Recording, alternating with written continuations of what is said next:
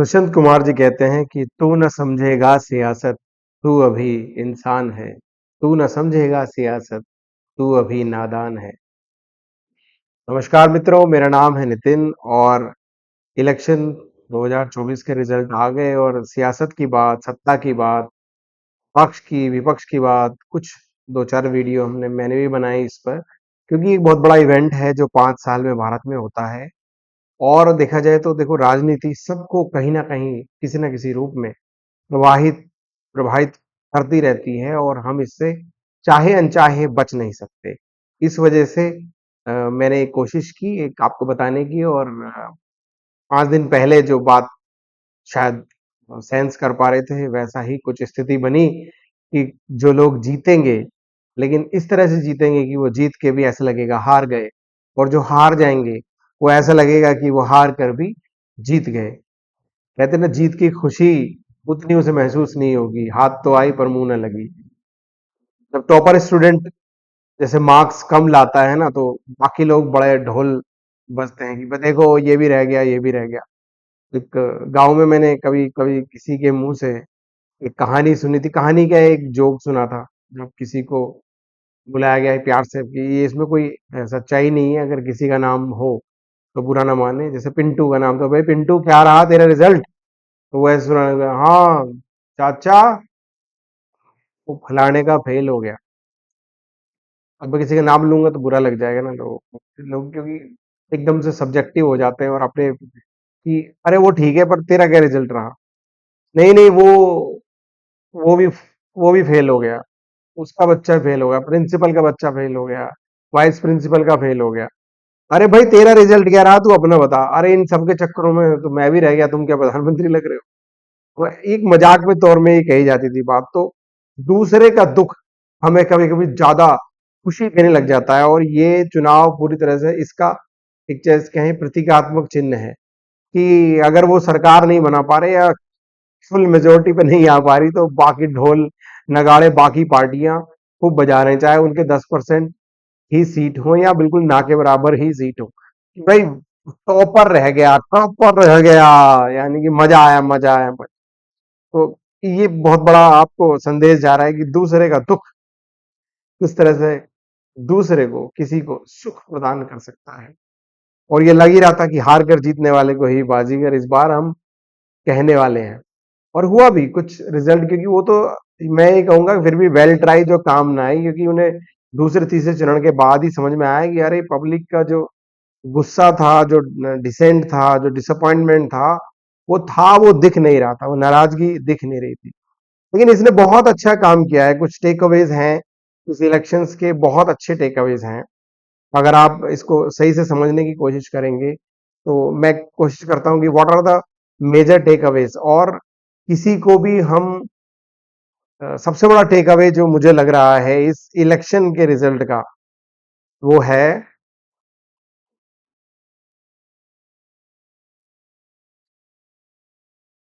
In our democracy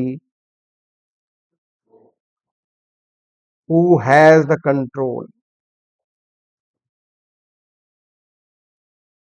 थोड़ा सा भाषा अगर इधर उधर हो जाए, स्पेलिंग, तो थोड़ा प्लीज टॉलरेट। जो टॉलरेंस की तो बात हो रही है, तो किसके पास एक्चुअली कंट्रोल है हमारे देश में? और डेमोक्रेसी का बहुत खूबसूरत नमूना इस बार दिया गया। हालांकि ऐसा नहीं कि इसी बार दिया गया, हर बार देती है। वो लोग क्या होता है, उसको अपने हिसाब से सब्जेक्टिव रूप से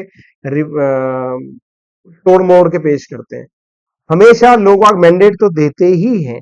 हर बार जनता किसी ना किसी को वोट करके कलेक्टिवली, जो हमारी सामूहिक चेतना है, जो कॉन्शियसनेस है, कलेक्टिव कॉन्शियसनेस है, वो किसी ना किसी निर्णय पे तो पहुंचती ही है। और वो उस निर्णय को अब आप किस तरह से इंटरप्रेट कर रहे हैं, अपने फायदे की बात कर रहे हैं। सच बात नॉर्मली लोग नहीं बोलते हैं, वो अपने फेवर की बात कह देते हैं। तो मीठा मीठा गप गप और तीखा तीखा थू थू, ये, और हम गलतफहमी भी पाल लेते हैं। जैसे ही अगर मान लो किसी 2014 2019 में एक पार्टी को बहुत जबरदस्त मेजोरिटी दी गई, तो ये क्योंकि सामूहिक चेतना का उद्देश्य था कि इतने बुरी तरह से कोalition गवर्नमेंट्स और एक भ्रष्टाचार के युग से देश गुजर रहा था, तो एक जैसे कहते हैं ना कि हमें बहुत ही स्टेबल गवर्नमेंट की जरूरत थी और जनता सॉल्यूशन लेके आती है वो। तो who has the control? People have the control. लोगों ने 2014 में भी वो किया, 2019 में भी वो किया, तो 2024 में ऐसा क्या कर दिया? पिछले 10 साल से एक बात का रोना बार बार रोया जा रहा था। अगर आप ध्यान दें कि विपक्ष कहां है कहां विपक्ष? सेम राजीव गांधी के समय में भी ऐसा हुआ था कि वो है, वेयर आर द अपोजिशन? और कमजोर विपक्ष हो जाना या विपक्ष का लगभग नकारा हो जाना बहुत गलत है डेमोक्रेसी के लिए। और मैं अधिकतर बोलता हूं विपक्ष ना होकर अगर विकल्प हम कहें तो ज्यादा सुटेबल वर्ड है कि विकल्प कहां है। और इस बार जनता ने ये बताया कि एक उन्होंने विपक्ष खुद खड़ा कर दिया। और देखा जाए तो जनता ने ही खुद अपना डिसेंटमेंट या अपना डिसअपॉइंटमेंट दिखाया और उन्होंने अपना विपक्ष, मजबूत विपक्ष बना के आपके सामने प्रस्तुत कर दिया कि यस, चाहे गवर्नमेंट किसी की भी बने, मैं उसमें नहीं जा रहा हूं कि क्या होगा, चाहे गवर्नमेंट किसी की भी बने, whoever for the government, he will have a very strong opposition this time। Alternative बहुत स्ट्रांग बना के दे दिया है गवर्नमेंट ने कि भाई हम दूसरे भी हैं, उनको भी चांस दे सकते हैं। ये ध्यान रखिएगा। कितने कमाल की बात की है कि पोजीशन जनता ने ही खुद क्रिएट कर दिया। तो जनता के पास कंट्रोल है। Who has the control? It's the people of this country. यहां के लोग, क्योंकि यहां की जो ताकत है, जो सत्ता का केंद्र है, जो सोर्स है, वो कौन है? वो है हमारे भारत के लोग। धीरे धीरे ना वो जैसे शीर्ष नेता को बहुत अच्छा पावर मिला और ठीक है, लीडर वो अच्छे रहे या जैसे भी रहे, मैं उसमें नहीं जा रहा हूं।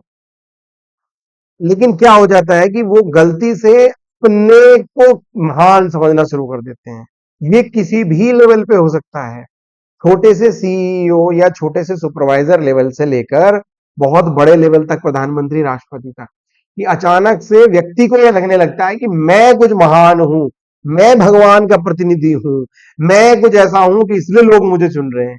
ये नहीं कि लोगों ने आपको चुन के भेजा है। Who has the control?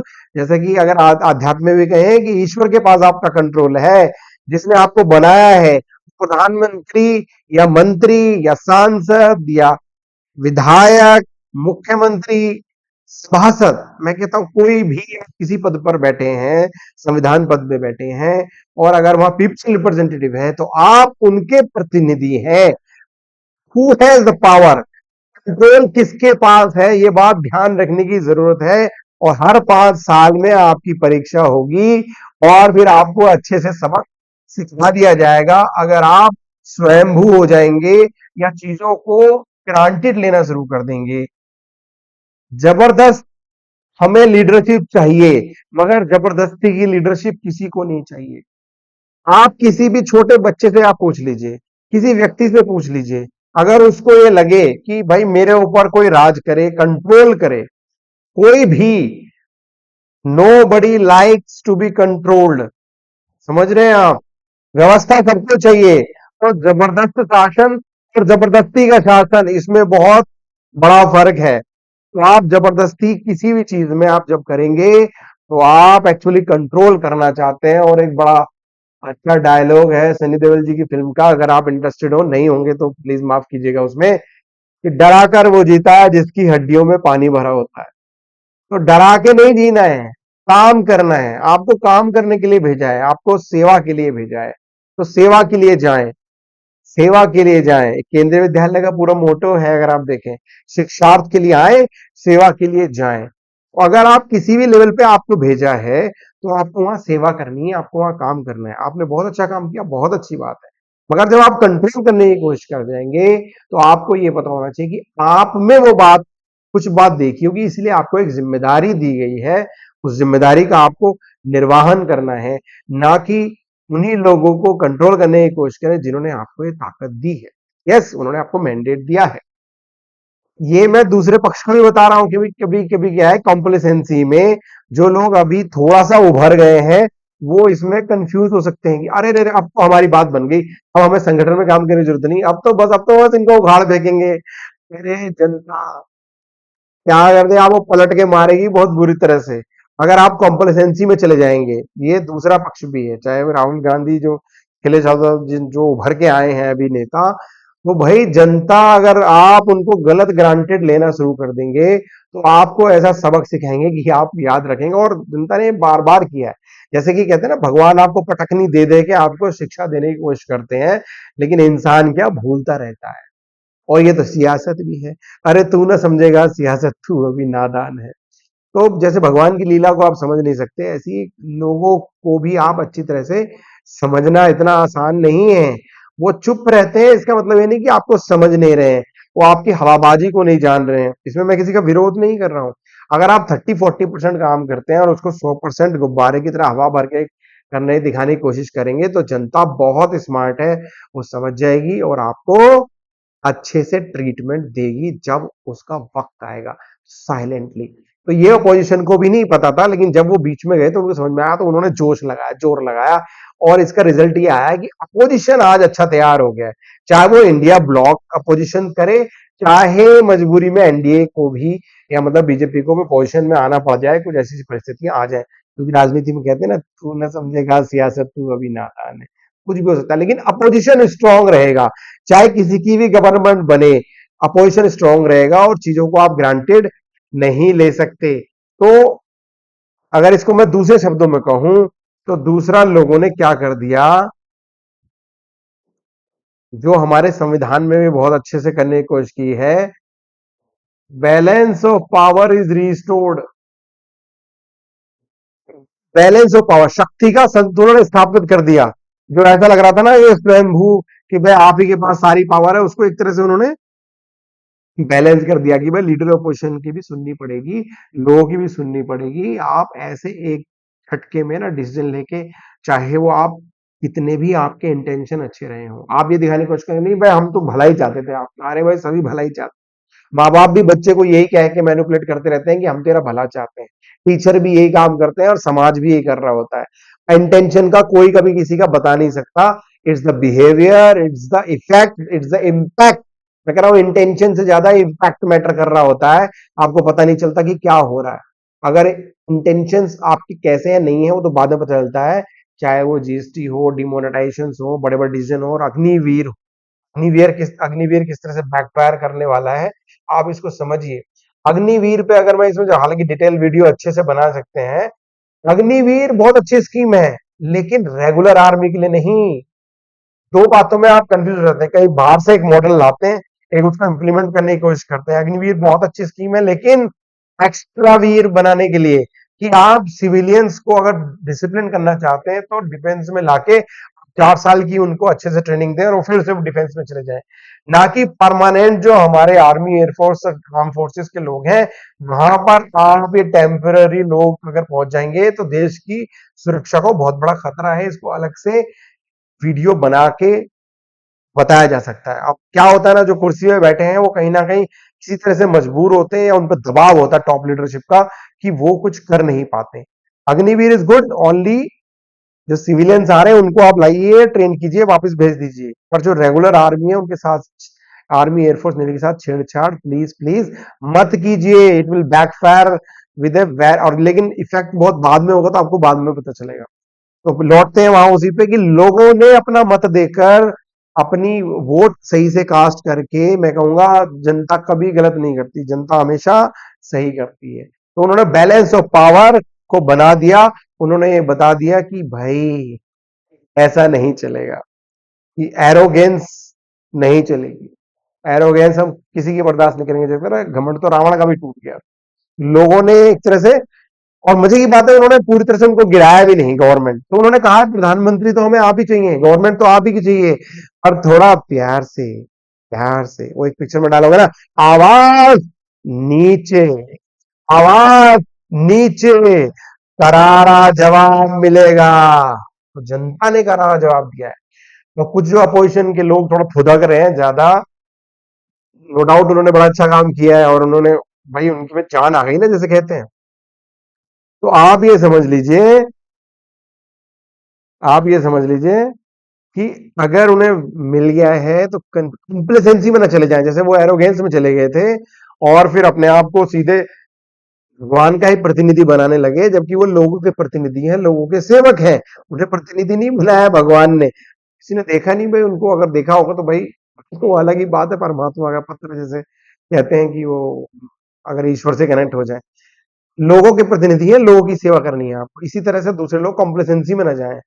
Rahul Gandhi ji ने कहा कि मेरी बहन ने वहां जिता दिया। अरे अखिलेश यादव ने लगाई ना असली जोर तो।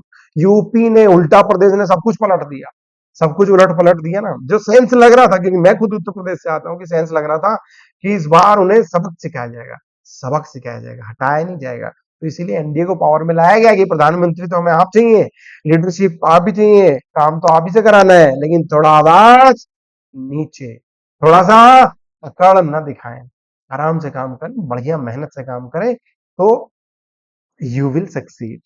और अभी क्या है ना, कोई मॉडल आप बाहर से लाओ, जैसे मैं अग्निवीर की बात कर रहा था, एक ही मॉडल पे आप सारे भारत को नहीं हाँक सकते। India have a very diverse culture, diverse people. North Indian अलग तरह से सोचते हैं, साउथ इंडियन अलग से, नॉर्थ ईस्टर्न अलग से, वेस्ट पीपल अलग से। अब आप गुजरात के मॉडल को अगर इंप्लीमेंट करने की कोशिश करेंगे, गुजराती पीपल नॉर्मली लोग प्रॉफिट और लॉस में चीजें देखते हैं, पैसे का फायदा कहाँ होगा, कहाँ पे इन्वेस्टमेंट सही होगा, यहाँ से अगर सड़क निकाल दी जाए, यहाँ से अगर चीज कर दी जाए तो क्या होगा, अगर घर भी गिराने पड़े कोई बात नहीं, वो उनको मीटिंग करेंगे सरपंच वगैरह विधायक लेवल पे कि हाँ भाई यहाँ से तोड़ दो, 10 घर टूटेंगे, इसको मुआवजा दो, लेकिन सभी प्रोग्रेस करेंगे क्योंकि they think in A profit in A business kind of environment. मैं अपने एक आपको एक्सपीरियंस शेयर करूं तो एक बार मैं कुछ एग्जाम के लिए गांधीनगर जा रहा था, और एयरपोर्ट से लेके एग्जाम सेंटर के पास जिस होटल में हम रुके वहां तक, that person the driver was only talking about business and money. तो वहां के लोगों का जो थिंकिंग पैटर्न है, और आप देख लीजिएगा नौकरी में अधिकतर वहां के लोग होते ही नहीं, हार्डली 3 से 4% लोग, वो भी शायद ना हो, कभी भी नौकरियों में जाते नहीं, because they are business mind people. तो हमें हर तरह के लोग चाहिए ना भाई, बिजनेस माइंड पीपल वहां के लोग हैं, प्रॉफिट लॉस में देखते हैं चीजों को, प्रोग्रेस करना भी जानते हैं, बिजनेस अच्छा करना जानते हैं। और आप जानते हैं देश में बड़े बड़े कॉर्पोरेट घराने इस स्टेट से ज्यादा आते हैं। लेकिन नॉर्थ इंडिया में अगर आप आएंगे तो यहाँ वो एक बात बड़ी ध्यान देने की है, नॉर्थ इंडिया में मूंछों का खेल बहुत है भाई। चाहे राजपूत हो, त्यागी हो, जाट हो, चाहे दलित समाज हो, चाहे ओबीसी के वर्ग हो, चाहे आप देखेंगे दलितों में भी कई सारी कैटेगरी बनी हुई है। तो मूंछ, हम इनसे बड़े हैं, हम ऐसे हैं, हमसे किसी ने कहा ही नहीं, हमें तो कुछ किसी ने पूछा ही नहीं। किसान भी सेम, पंजाब का भी हाल आप देखेंगे तो ऐसा ही है। आपने अगर फॉर्म लॉज लाए थे, हो सकता है आपके बड़े अच्छे फॉर्म लॉज थे, वो तो देखो रिजल्ट के बाद ही पता चलता वो कैसे थे नहीं थे। मैं उसमें नहीं जा रहा हूं अभी डिबेट में, उसके लिए अलग से वीडियो बन सकता है। लेकिन अगर आपको कोई चीज इंप्लीमेंट करनी थी तो चौधरीयों से पूछना था ना भाई, किसानों से बात करना था ना। आप बाद में 50 मीटिंग करने से कुछ नहीं होगा, पहले 5 मीटिंग करनी थी आपको, पहले उनके साथ डिस्कस करना चाहिए था। तो हमारे यहाँ तो जैसे कहते हैं ना कि नॉर्थ इंडिया में तो आदमी किसी लड़के की बारात में नहीं जाता जब तक 3 बार बुलावा ना आ जाए घर में। सूट बूट अपने कुर्ते वुर्ते पहन के तैयार बैठा रहता है कि दोबारा आ गया मैं बुलावा, तीसरी बार आवाज, क्योंकि यहाँ पे भाई जानता नहीं मैं कौन हूँ, चाहे वो कुछ ना हो किसी स्थिति में, लेकिन भाई तो आपको ये समझना पड़ेगा कि डाइवर्सिटी, डाइवर्सिटी को ध्यान रखना पड़ेगा। हर जगह आप वही चलाएंगे, हिंदू मुस्लिम कार्ड, या समझ रहे हैं आप, हर जगह एक चीज नहीं चलेगा। तो know the people and act accordingly, ये सभी के लिए है। Know the people and act accordingly. Same way ऐसे ही अग्निवीर आप देखिए भाई, कहीं हो सकता है जहां जिसको थोड़ी जॉब चाहिए उसको हो सकता है ये लगेगा 4 साल के रोजगार है, वो बिजनेस में आ जाएगा, क्योंकि वो बिल्कुल प्रॉफिट लॉस स्टेटमेंट या पेंशन पे ज्यादा घाटा हो रहा है, गवर्नमेंट को पेंशन से बहुत बड़ी प्रॉब्लम्स हो रही है। ये वीडियो थोड़ा लंबा हो जाएगा, लेकिन ध्यान से सुनिए भाई, काफी डिटेल में। ऐसा नहीं है मैंने कोई स्क्रिप्ट बनाई, हाँ 2-3 पॉइंट जरूर बनाए, पर जब आइडिया बढ़िया आते जाएंगे तो मैं बताता जाऊंगा, ध्यान से सुनिए। तो अग्निवीर की भाई पेंशन नहीं देनी, गवर्नमेंट एम्प्लॉय को बहुत बड़ा बर्डन होता जा रहा है। भैया देश की सुरक्षा से बड़ा कोई खतरा नहीं, पैसे हम अरेंज कर लेंगे, अगर देश ही नहीं रहा तो क्या रहोगे तुम। यही डर तो दिखा दिखा के दो कम्युनिटी को आपस में लड़ाया जाता है, आप देखें ना, भैया आप पे खतरा हो जाएगा। आपको ये समझना पड़ेगा कि भाई प्रॉफिट लॉस में नहीं है। नॉर्थ इंडियन लोगों को ईगो या रेस्पेक्ट या चौधराहट बहुत बड़ी है यहाँ पे, चाहे वो किसी भी कास्ट के हों। अब आप उसको समझ ही नहीं रहे ईगो को। आप जो जो नाराजगी है, जैसे नौकरियों में जैसे आपने किया, मैनिपुलेट आप करेंगे, ऐसा नहीं लोगों को पता नहीं चलता। आपने देखा होगा अभी पिछले साल जो एसएससी जो स्टाफ सिलेक्शन कमीशन में सीजीएल कंबाइंड ग्रेजुएट लेवल की जो वैकेंसी निकलती हैं, जो ग्रेजुएट ही जिसमें भर्ती होते हैं, करीब पिछले 1.5 साल से जो इन्होंने किया, पिछले साल से ही इन्होंने अचानक जो 12th पास जो एसएससी वाले थे, पोस्टल असिस्टेंट, शॉर्टिंग असिस्टेंट, जो 10+2, ऐसा नहीं भाई, उनको भी तो जॉब चाहिए ना, इन्होंने अचानक उसको ग्रेजुएट लेवल में ले गए। तो आपको पता चल रहा है कि ग्रेजुएट लेवल पे इतनी एम्प्लॉयमेंट है, और जो 10+2 लेवल की जो जॉब थी वो ग्रेजुएट वालों की तरफ शिफ्ट कर दी और दिखा दिया हमने 35,000 भर्ती रिलीज की है। चालाकियों पे मत जाओ, चालाकी मत करो, ये जनता है, ये पब्लिक है, सब जानती है, ये बताएगी भी नहीं फिर भी, लेकिन आपको तब वेट करेगी जब it will hit you when it hit the most, क्योंकि उसके पास एक बार पावर आएगी ना 5 साल में, ये अब आओ तुम्हें बताते हैं असली पावर। इस इलेक्शन ने बताया ना कि असली पावर हमारे पास है। आप अपने आप को कहीं भी अपने आप को जुड़वा माइए, लेकिन हमने भेजा, जनता ने भेजा है आप, तो जनता के जितना रेस्पेक्ट करते जाएंगे, आप 140 करोड़ के अगर रिप्रेजेंटेटिव बन रहे हैं तो उनके प्रतिनिधि रहिए, उन पे उनके स्वयंभू भगवान ना बनिए, उनको कंट्रोल करने की कोशिश ना कीजिए। और जो चीज है अपनी बातों पर रुकिए तो सही, एक जगह अगर आपने कुछ गलत बोल दिया अगले दिन ही आप पलट जाते हैं, ऐसा मत, अपने प्रिंसिपल्स पे रखिए, स्टक टू योर प्रिंसिपल्स, ये सभी के लिए बता रहा हूं, स्टक टू योर प्रिंसिपल्स, अपने सिद्धांतों का पालन कीजिए।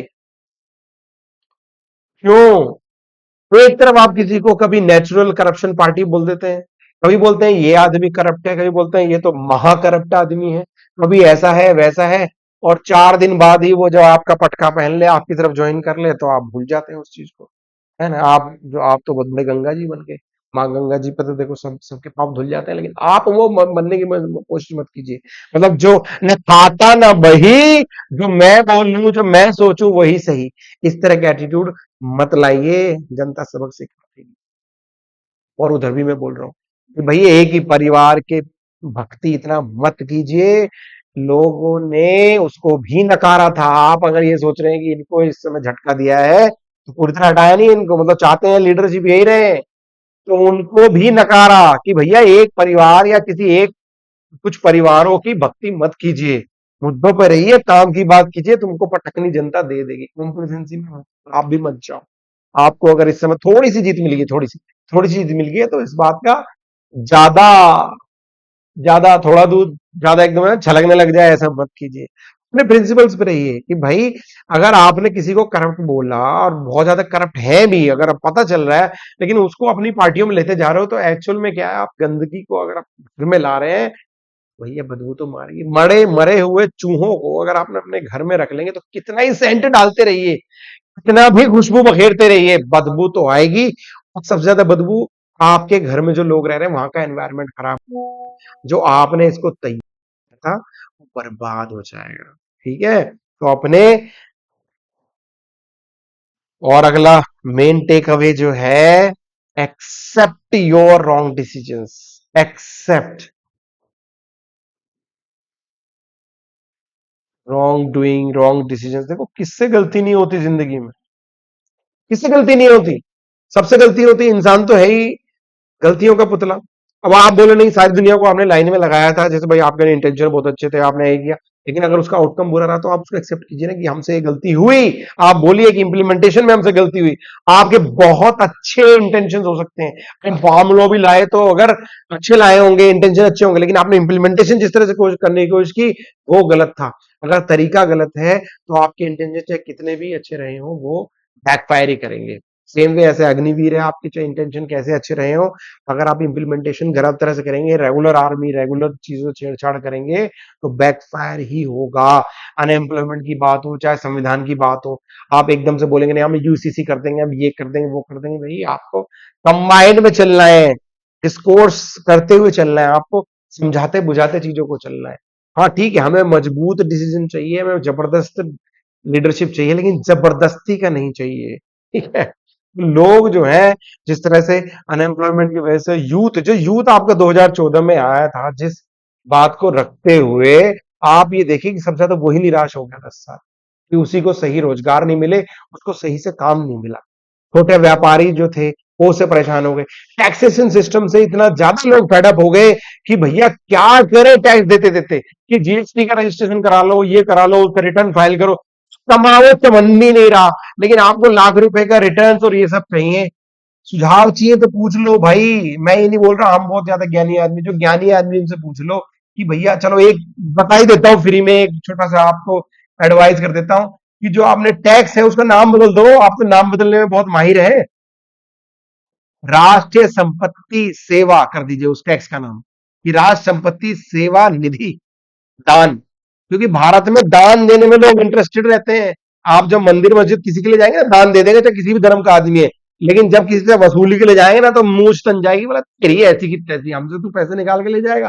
तो आप उसको बोलिए ना कि राष्ट्र संपत्ति हित निधि है ये, इसको कंट्रीब्यूशन में हम चाहते हैं कि आप सेवा करें। टोल टैक्स आप वहां बोलिए ना कि हम ये टोल नहीं ले रहे, आपसे सेवा ले रहे हैं। सेवा लेते थे मैं बात, ईगो सेटिस्फाई हो जाएगी, नॉर्थ इंडिया में तो स्पेशली ईगो सेटिस्फाई हो जाएगी और आप कमाल कर देंगे। आप उसका नाम चेंज कीजिए ना कि राष्ट्रीय संपत्ति हित सेवादान, सेवादान कर रहे हैं आप।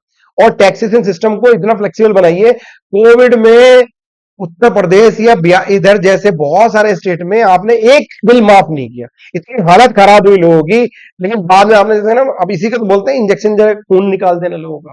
तो भाई जब फिर जब वो रेस्पॉन्ड करेगा तो आपको कष्ट तो होगा ही। तो लोगों को आपकी लीडरशिप चाहिए, लेकिन थोड़ा पोलाइट वे में समझते हुए लोगों को। आप सिर्फ प्रॉफिट लॉस स्टेटमेंट के हिसाब से ना चलाएं, मैं लीडर बन गया, मैं जो बोलूंगा ना, मैं बोलूंगा वही होगा। तो आपको जब झटका देंगे ना लोग, तो समझ में नहीं आया क्या होगा और चेहरे पे हवा उड़ जाएंगे फेस करते समय। और बहुत सारी बातें हैं, इसको और डिटेल में जाएंगे तो बहुत लंबा वीडियो हो जाएगा। तो आप इंस्टीट्यूशंस का सम्मान कीजिए, जो बड़े बड़े इंस्टीट्यूशंस हैं, अगर अगर उनकी इमेज खराब हो रही है, अगर लोगों में इमेज जा रही है, हो सकता है कि विपक्ष झूठ ही बोल रहा हो कि आप संविधान बदल देंगे। मैं कहता हूँ कभी कभी प्रोपेगेंडा गलत भी तो जीत जाता है, झूठ भी तो जीत जाता है। जो 100 बार झूठ बोलो वो सच बनने लग जाता है। बोले यार ये क्या पता है यार, हमारा आरक्षण हटा ही दे, सबको पता नहीं हटाने वाले, लेकिन वो लोगों को लग जाएगा ना कि भैया हमारा आरक्षण ही ना हटा दे। तो सेम ऐसे कि अगर इंस्टीट्यूशंस कमजोर हो रहे हैं तो आपको ऐसे कदम उठाने पड़ेंगे, चाहे किसी की सरकार बने। मैं बोल रहा हूँ कि भाई इंस्टीट्यूशंस की गरिमा बनी रहे, वो अपने आप में एजेंसीज ऐसा ना लगे कि बहुत ज्यादा बायस्ड हैं, चाहे वो मीडिया हो, चाहे जुडिशरी हो, चाहे इन्वेस्टिगेशन एजेंसीज हो, चाहे बड़े बड़े इंस्टीट्यूशंस हो, टैक्सेशन सिस्टम्स हो, कि भाई वो देश हित में काम कर रहे हैं। और हित तो भैया जनहित जो है वही देश का हित है, एक एक का हित। तो भाई what is good for nation, आपको वही चूज करना है। तो एरोगेंस नहीं चलेगी भाई, एरोगेंस यहाँ किसी को बर्दाश्त नहीं है। और लोगों ने बता दिया कि भाई who has the power, power centre है लोग, जनता। जनता के अगर आप अगेंस्ट जाएंगे तो भटकनी ऐसी लगेगी, आप याद रखेंगे। इसको और डिटेल में जाएंगे, काफी लंबी वीडियो हो गई, आप उसको ध्यान रखेंगे। तो दोनों के लिए मैं कह रहा हूं, उन्होंने उन्हें अपना एरोगेंस छोड़ना है तो इनको कॉम्प्लिसेंसी छोड़नी है। इनको ऐसा ना लगे कि हम जीत गए, जनता ने उनको थोड़ा डाउन किया है, थोड़ा सबक सिखाने के लिए। अब ये मत सोचिएगा कुछ अपोजिशन की वो जीत गए हैं, मतलब वो हार गए तो आप जीत गए हैं। आपको जरूर थोड़ा सा विपक्ष को, भारत के लोग चाहते थे कि विपक्ष भी थोड़ा बहुत हो, वो विकल्प है, थोड़ा सा एक आवाज के लिए भी लोग लोग होने चाहिए। तो आपको विपक्ष का काम दिया है। अब आप जोड़ तोड़ करके इधर गिरा दूं, वो गिरा दूं, इसको गिरा दूं, 10 आदमी इधर आ जाओ, 15 आदमी इधर आ जाओ, अपने आप को अगर खत्म करना चाहते हैं तो ये काम भी कर लीजिए। जनता ने अच्छे अच्छे लोगों को ठिकाने लगा दिया। बहुत सारी पार्टियां जो इधर दल बदल करती रहती है, कुछ ही 2-4 बचे हुए हैं, कुछ दिनों में उनको भी सबक सिखा देंगे। तो इसी मैसेज के साथ कि भाई अलाइन होकर चलिए, ये देखिए कि पावर का सोर्स कहाँ पे है, जनता के हितों का ध्यान रखिए। और सियासत वही है, जिनने इंसान को समझ लिया उसी ने सियासत को समझ लिया। बहुत बहुत धन्यवाद। नमस्कार।